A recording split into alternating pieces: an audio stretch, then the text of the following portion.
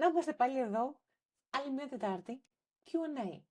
Τι θα κάνω λοιπόν αυτή τη Τετάρτη? Θα πάμε να κάνουμε πάλι ένα μάζεμα της εβδομάδας με το υλικό που δεν είναι και λίγο. Είναι από τις βαρβάτες εβδομάδες θα έλεγα, δηλαδή είναι λίγο φορτωμένο το πρόγραμμα όπως και τις επόμενες εβδομάδες. Οπότε αν αυτές τις εβδομάδες σου είναι λίγο βαρύ, μπορείς να τραβήξεις κάτι στις επόμενες. Αυτά είναι λοιπόν το ιδανικό σενάριο για να καταφέρεις να βγάλεις την ύλη σε 3 μήνες. Διαφορετικά μπορείς να τη βγάλεις και σε παραπάνω. Αλλά εμείς μιλάμε με τα δεδομένα που έχουμε και θέλουμε ας πούμε να τελειώσουμε την ύλη του no-brainer σε 3 μήνες. Σήμερα λοιπόν θα μιλήσουμε για αυτά εδώ πέρα. Αιτιατική και εκδοτική και μετά θα το πούμε και ένα κομματάκι παραπέρα. Φυσικά είναι μάζεμα, οπότε θεωρώ ότι έχεις διαβάσει και τώρα εγώ θα σου κάνω μια επανάληψη. Λοιπόν, πάμε να συζητήσουμε για το τι ήταν η αιτιατική. Ξεκινάμε όμως από μια αρχή. Η αρχή μας είναι ότι ό,τι λέει ο Έλληνας, λέει και ο Γερμανός. Δηλαδή, η βάση είναι η ίδια. Αυτό γιατί μας αρέσει? Μας αρέσει διότι δεν χρειάζεται να αποστηθίζουμε πράγματα έτσι. Γιατί τα περισσότερα πράγματα είναι ίδια. Μιλάμε και λέμε τα ίδια πράγματα με τους Γερμανούς. Οπότε, κρατάς αυτό σαν βάση και προχωράς πιο γρήγορα. Αφού λοιπόν δεν υπάρχει αποστήθηση και υπάρχει λογική, θα δεις ότι η λογική σε φέρνει πιο κοντά στο να τα μάθεις και να τα χρησιμοποιείς. Γιατί λοιπόν έχω ξαναπεί, ότι αν πάμε σε ένα τμήμα, είσαι σε γερμανόφωνο έδαφος, έτσι. Ωραία, είσαι στη Γερμανία, ας πούμε, και μπαίνεις σε ένα τμήμα. Μέσα έχει και άλλους λαούς. Έχει Ισπανούς, έχει Ιταλούς, έχει Έλληνες, έχει Άγγλους, έχει Αμερικάνους, έχει Ασιάτες. Ο καθένας έχει άλλο background στις γλώσσες του. Άρα, ένα βιβλίο που σου διδάσκει γερμανικά δεν μπορεί να πιάσει το background του καθενός και να κάτσει να τα βάλει σε ένα βιβλίο που είναι για όλους. Οπότε, αυτόματα τι γίνεται σε αυτά τα βιβλία? Σου λένε πάρε και μάθε αυτήν την λίστα. Αυτό στα γερμανικά είναι έτσι. Και ξεχνάμε λοιπόν εντελώς τη μητρική μας γλώσσα που σε αυτό το σημείο που βρισκόμαστε εμείς δεν είναι η σωστή προσέγγιση. Είναι μια προσέγγιση που θα σου κοστίσει τον τριπλάσιο, τετραπλάσιο χρόνο και μπορεί να λέω και λίγα στην τελική. Αν κάτσεις και τα βάλεις κάτω και δεις την ποιότητα αυτού του μαθαίνεις, πόσο καλά δηλαδή περνάει μέσα σου, στην τελική ο χρόνος δεν είναι τριπλάσιος και τετραπλάσιος, πλέον μπορεί να είναι και παραπάνω. Οπότε η προσέγγιση μας είναι αυτή, ότι ξεκινάμε από αυτή την αρχή, ότι λέει ο Έλληνας, λέει και ο Γερμανός. Και γι' αυτό καθόμαστε και κοιτάμε τα ελληνικά. Είναι πάρα πολύ σημαντικό αυτό που σου λέω. Δηλαδή, θα έρθει η στιγμή που θα καταλάβεις καλύτερα τι εννοούσα και γιατί επιμένω πάντα. Πρέπει να δώσεις σημασία τώρα και είναι μια επένδυση που θα σου δώσει πάρα πολλά πίσω. Ναι? Ταχύτητα και ποιότητα. Και βάθος. Που αυτό φαίνεται πάρα πολύ στα Γ1 και Γ2. Λοιπόν, τώρα ξεκινώ το μάζεμα, το Zusammenfassung όλων αυτών των βίντεο. Θέλω λοιπόν να ξέρεις τι κάνει η αιτιατική. Η αιτιατική υπάρχει για να περνάει η ενέργεια από εμένα σε κάποιον άλλον άμεσα. Και εκεί χρησιμοποιούσα ή το ρήμα ρωτάω, εγώ ρωτάω εσένα, ή το ρήμα δέρνω, γιατί για να μπορείς να το κάνεις εικόνα και να φαίνεται ότι εγώ όταν σε δέρνω εσένα, είναι μια ενέργεια που έρχεται σε σένα άμεσα και η ενέργειά μου θα φαίνεται πάνω σου. Γιατί τα δαχτυλικά μου αποτυπώματα θα είναι πάνω σου, πάνω στο σώμα σου. Γι' αυτό χρησιμοποιώ το δέρνο, γιατί μπορείς να το κάνεις εικόνα. Και τι άλλο σου ζήτησα να μάθεις? Σου ζήτησα να μάθεις στα ελληνικά πώς ακούγεται η αιτιατική, που την έχουμε στα νέα ελληνικά. Αιτιατική έχουμε. Ωραία. Άρα θέλω να πάρουμε το ρήμα ρωτάει, όχι το δέρνει, ρωτάει. Και να πούμε με ρωτάει. Σε, τον, τι, το, μα, σας, τους. Αυτή είναι η μία εκδοχή στα ελληνικά. Και έχουμε και δεύτερη στα ελληνικά. Ρωτάει εμένα, εσένα, αυτόν, αυτή, αυτό, εμάς, εσάς, αυτούς. Αυτό στα γερμανικά είναι mich, dich, ihn, sie, es, uns, euch, sie, sie. Τα μαθαίνεις από όξω και ανακατοτά. Πάμε τώρα να συζητήσουμε για την δοτική. Η δοτική, είπαμε, είναι μία πτώση, η οποία είναι κάτι βαθύτερο από ένα όνομα. Η δοτική υπάρχει στα γερμανικά για να κάνεις τον άλλο να χαίρεται, να λυπάται. Αυτό λοιπόν που λέμε μου απαντάει, στα νεοελληνικά δεν έχουμε... πάλι μου παίρνω το τηλέφωνο. Κάτσε να το κλείσω. Στα νεοελληνικά δεν έχουμε δοτική. Αλλά αυτό που έχω πει, χρησιμοποιώ τη λέξη μεταγλωτίζω. Τι σημαίνει μεταγλωτίζω? Η δοτική μεταγλωτίζεται στα ελληνικά μου. Και είχα πάρει το ρήμα απαντάει. Μου απαντάει, σου απαντάει, του, της, του, μας, σας, τους απαντάει. Και δεύτερος τρόπος, απαντάει σε μένα, σε εσένα, σε αυτόν, σε αυτή, σε αυτό, σε εμάς, σε εσάς, σε αυτούς. Αυτοί είναι λοιπόν οι δύο διαφορετικοί τρόποι για να μεταγλωτήσεις την δοτική πτώση από τα γερμανικά στα ελληνικά. Και πώς είναι στα γερμανικά? Mir, dir, ihm, ihr, im, uns, euch, ihnen, ihnen. Στην ουσία δηλαδή, μπορείς να τα μάθεις στην ευθεία που έλεγα, δεν θέλω προς τα κάτω, και αν βάλουμε ονομαστική, αιτιατική και δοτική στο τέλος, πάει ως εξής. Ich mich mir, du dich dir, er in ihm, sie sie ihr, es es ihm, wir uns uns, ihr euch euch, sie sie ihnen, sie sie ihnen. Αυτά θέλω να τα μάθεις απόξω και ανακατοτά. Τώρα, ας πούμε λίγο, να θυμηθούμε τι είναι αυτό η δοτική λοιπόν, κάνει τον άλλον να χαίρεται, να λυπάται. Και αν πάρουμε το ρήμα δέρνω, τώρα βγαίνει αυτό το νόημα που λέω. Και όταν λες στα ελληνικά, θα σου δείρω τη μάνα ή θα σου δείρω τον αδερφό, το άμεσο αντικείμενο που θα πάρει την ενέργεια άμεσα είναι ο αδερφός, γιατί εκείνος θα έχει δαχτυλικά αποτυπώματα, ενώ το σου τι κάνει? Η ενέργεια θα έρθει σε σένα έμμεσα, πλαγίους, γιατί εσύ θα πονέσεις, αφού θα σου δείρω τη μάνα ή τον αδερφό. Εντάξει, αυτό κάνει δοτική, θυμίζω. Τα κρατάμε αυτά. Και τώρα μιλάμε για τις περιπτώσεις.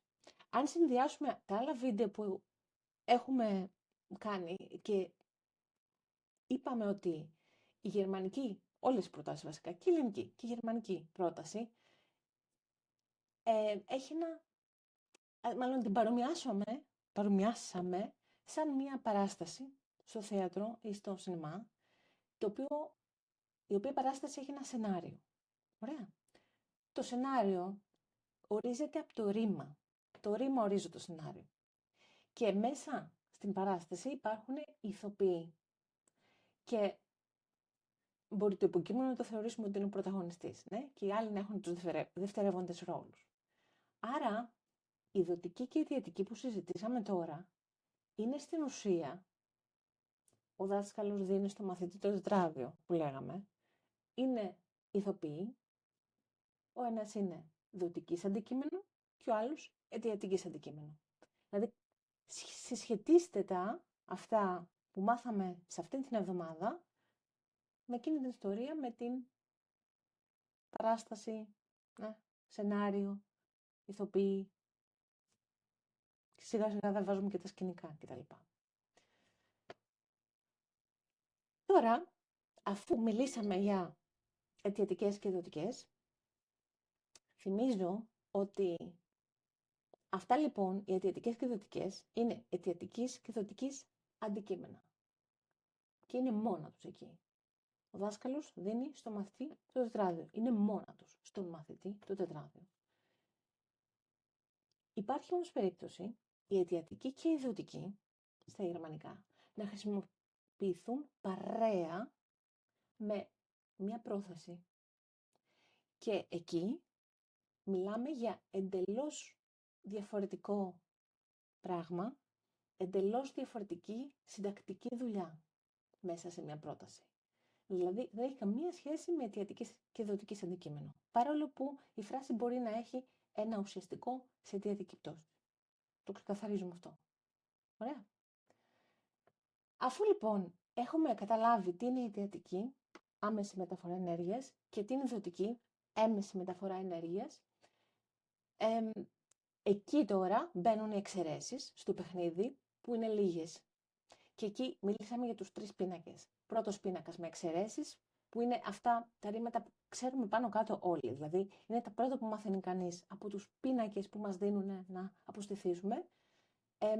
Αλλά συνήθως αυτά τα ρήματα, αυτό σου λέω τώρα, που μας δίνανε μέσα στα βιβλία, που είναι για όλους, μπορεί ένα ρήμα που είναι ανάποδα με τα ελληνικά, όπως έχουμε πει εμείς, να στο βάλει μαζί με ένα ρήμα που είναι ίδιο με τα ελληνικά. Και εσύ να μπερδευτείς. Δηλαδή να μην καταλαβαίνεις αυτό που έχουμε μάθει τώρα εμείς, ότι το helfen, danken, folgen, glauben και gratulieren είναι ανάποδα με τα ελληνικά. Ενώ το antworten δεν είναι. Ναι. Το fragen που πάει με αιτιατική δεν είναι ανάποδα με τα ελληνικά. Είναι ίδιο.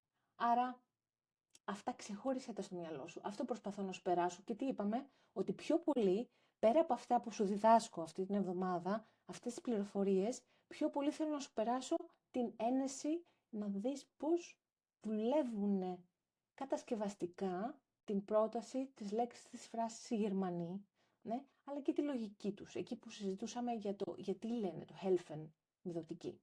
Ενώ ο Έλληνας λέει σε βοηθάω. Γιατί ο Γερμανός λέει σου βοηθάω. Κρύβεται μια λογική από πίσω, θυμίσου. Είναι αυτά που είπαμε στο βίντεο. Ο πρώτος πίνακας λοιπόν ήταν αυτός, που είναι ρήματα που πάνε στα γερμανικά με δοτική. Ο δεύτερος πίνακας ήταν εκείνος που έχει ρήματα που στα ελληνικά πάνε με δοτική, τα θεσσαλονικιώτικα που λέγαμε, και στα γερμανικά με αιτιατική. Και εκεί είδαμε και 2 ρήματα, πολύ σημαντικό, τα οποία φτιάχνονται με πρόθεμα. Δεν είχαμε ξανασυζητήσει για πρόθεμα. Είδαμε το ρήμα anlächeln και το ρήμα anrufen. Και η φάτσα τους είναι ίδια. Αν έχει το ένα ρήμα, αν έχει και το άλλο. Και λες, είναι το ίδιο. Δεν είναι όμως το ίδιο. Είναι διαφορετικής λογικής. Θυμήσου ότι μάθαμε εργαλεία. Μάθαμε το ακουμπάω, το πρόθεμα αν, και στο anrufen μάθαμε ότι κάτι έχει πεθάνει. Ποια είναι η εικόνα? Καλώ εσένα στο τηλέφωνο, λέξη τηλέφωνο. Γεια σας, πετάχτηκε, γιατί εννοείται. Και έτσι, από πρόθεση που ήταν το αν, έγινε πρόθεμα. Αυτή είναι η προέλευση, λοιπόν. Άλλη λοιπόν η λογική. Και μετά πάμε γρήγορα και στο τρίτο πίνακα. Ο τρίτος πίνακας έχει τώρα ρήματα που ενέργεια από εμένα περνάει σε κάποιον άλλον ή σε κάτι άλλο, όχι με δοτική ή αιτιατική, αλλά είναι αυτό που είπα πριν. Υπάρχει κάποια πρόθεση. Και εδώ λοιπόν μιλάμε για εμπρόθετα αντικείμενα. Είναι δηλαδή σαν εγώ να μην λέω βρέχω εσένα, το κάνω εικόνα έτσι, όχι με... Μη σκεφτείς το ρήμα σαν ρήμα, κάτω σαν εικόνα για να καταλάβεις τι σου λέω. Μπορώ να πω βρέχω εσένα, αλλά και να σε βρέχω με νερό, αλλά μπορώ να σε βρέχω έχοντας πάρει ένα χωνί και να περνάει το νερό πάνω σου μέσα από ένα χωνί. Κάπως έτσι, σκέψου ότι είναι η πρόθεση. Δηλαδή η ενέργειά μου περνάει σε εσένα μέσω μιας πρόθεσης. Άρα, όταν εγώ σε σκέφτομαι, που στα ελληνικά πάει με αιτιατική, ο Γερμανός δεν λέει I think you, ούτε ich denke dich, βάζει ich denke an dich. Και εδώ τώρα το αν δεν είναι πρόθεμα, όπως τα ρήματα που είπαμε πριν λίγο, αλλά είναι πρόθεση. Αυτά πρέπει να τα προσέχουμε. Άρα να έχουμε καταλάβει καλά τι είναι πρόθεση, τι είναι πρόθεμα και να τα ξεχωρίζεις κατευθείαν μέσα σε μια πρόταση. Αυτό. Γιατί υπάρχει τάση το ich denke an dich να το δει ο άλλος και να πει «Α, το ρήμα είναι andenken». Το έχω ακούσει πάρα πολλές φορές αυτό. Όχι, το ρήμα είναι denken συν ανκαιτιατική, ναι, που σημαίνει στέλνω, που λέγαμε. Και είναι αυτό εργαλείο. Το χρειαζόμαστε για να μάθουμε και πάρα πολλά άλλα πράγματα. Πάρα πολλά ρήματα που συνδυάζονται με το ανκαιτιατική και έχει μέσα του κρυμμένη αυτήν την έννοια. Ποιο άλλο εργαλείο μάθαμε? Αυτό εδώ. Μάθαμε το εινκαιτιατική, που σημαίνει μπαίνω. Από το ερωτεύομαι αυτό. Αυτό από πού το μάθαμε? Από το σε περιμένω. Και μάθαμε και τα αρκούδες. Το ρήμα με αρκούδα που θα λέμε αργότερα, μπροστά από τον κίνδυνο. Ελπίζω να καταλαβαίνεις τι λέω, γιατί αν δεν καταλαβαίνεις, σημαίνει ότι κάτι έχεις ξεχάσει. Και αν έχεις ξεχάσει κάτι, μάλλον να πρέπει να ανατρέξεις. Λέω τώρα εγώ. Ναι. Είναι βαλβάτο μάθημα, οπότε αν έχεις ερωτήσεις, πολύ ευχαρίστως μέσα από τα Arbeitshefte, πολύ ευχαρίστως μέσα από τα office hours την επόμενη Τετάρτη, αν έχουμε office hour, και στο Q&A, ναι, live. Αλλά θέλω να έχεις διαβάσει για να κάνουμε live Q&A. Ωραία. Μία πινελίτσα ακόμα. Συζητήσαμε σήμερα για όλες τις πτώσεις, ονομαστική, εδωτική, αιτιατική. Άκουσες τα ich mich mir, du dich dir, που θέλω να τα μάθεις σε τριαδούλες. Και τώρα κάπου στο τέλος έχει και το κομμάτι με ουντο, νάτο, οι αυτοπάθειες. Οι αυτοπάθειες πατάνε πάνω στην προσωπική εντονιμία. Δηλαδή, πώς το είπα τώρα, ich mich mir, πρόβλημα υπάρχει στο γαμανικό, στο γαμοπληθυντικό και στο πληθυντικό ευγενίας. Εκεί λοιπόν η αυτοπάθεια εξαφανίζεται, οπότε ο Γερμανός τι κάνει? Πάει και χώνει ένα ζέχι. Άρα, αντί για να πει er fragt ihn, γιατί αυτό σημαίνει αυτός ρωτάει κάποιον άλλον, πήγε και έκανε er fragt sich.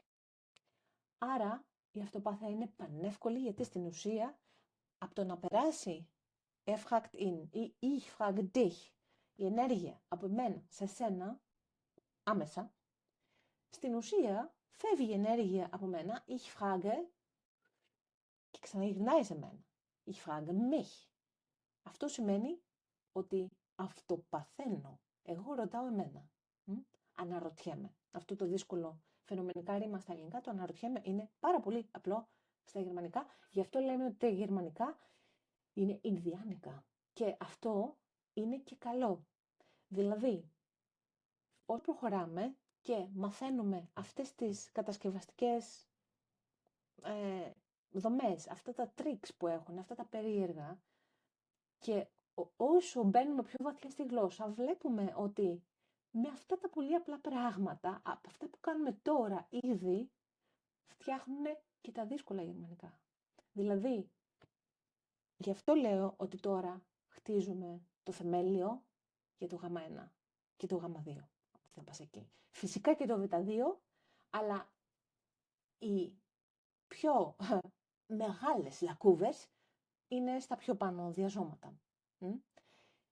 Αυτό που κάνουμε βοηθάει και στο λεξιλόγιο, ούτως ή άλλως. Δηλαδή, θα δεις ότι εμείς τη γλώσσα εδώ τη ζωγραφίζουμε, άρα όλα θα σου είναι πολύ πιο εύκολα και γι' αυτό πάμε και πολύ πιο γρήγορα και γι' αυτό όλα αυτά χρειάζονται και στο Β2, φυσικά. Ναι, εννοείται. Σ' αφήνω εδώ και τα λέμε την επόμενη.